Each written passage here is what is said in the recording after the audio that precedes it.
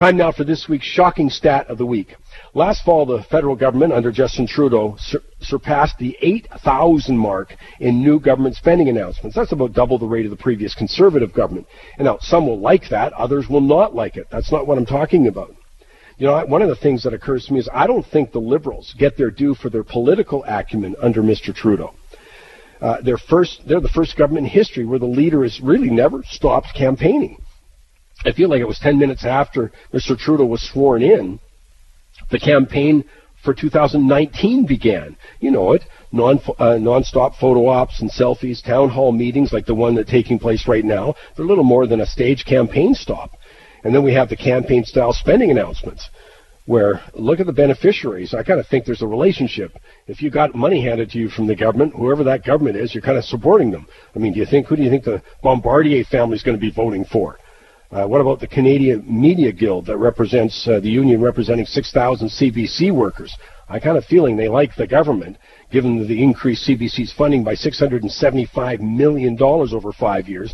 I don't think even the most avid supporter dreamed of that. Who do you think the Assembly of First Nation Chiefs are going to support? I mean, the government repealed the First Nations Transparency Act, checkmark, which required the bands to report the salaries of the band, councils, and chiefs.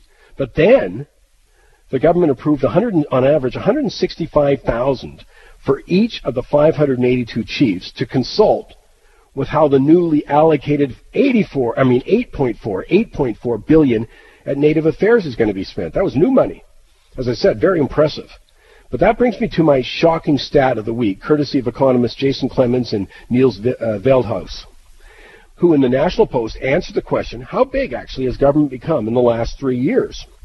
Now, I knew the government had grown, but why this is my shocking stat is when I saw the number, I went, wow.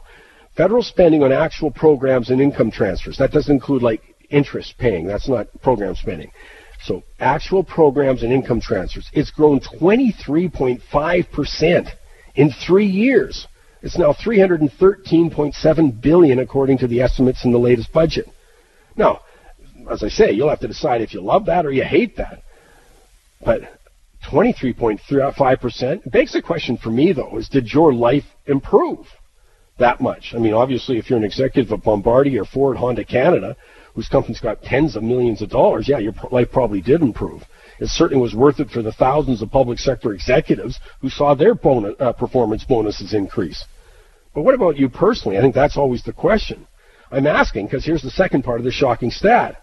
Fraser Institute study just a little while ago estimates that 92% of all Canadian families will experience an increase in their federal taxes, average increase amounting to $2,218. And of course, anything that didn't cover, of course, is just passed on in form of higher debt. But did you get your $2,218 worth? Because that's what it's supposed to cost the average Canadian family. Interesting stats about your government in Canada. I'll take a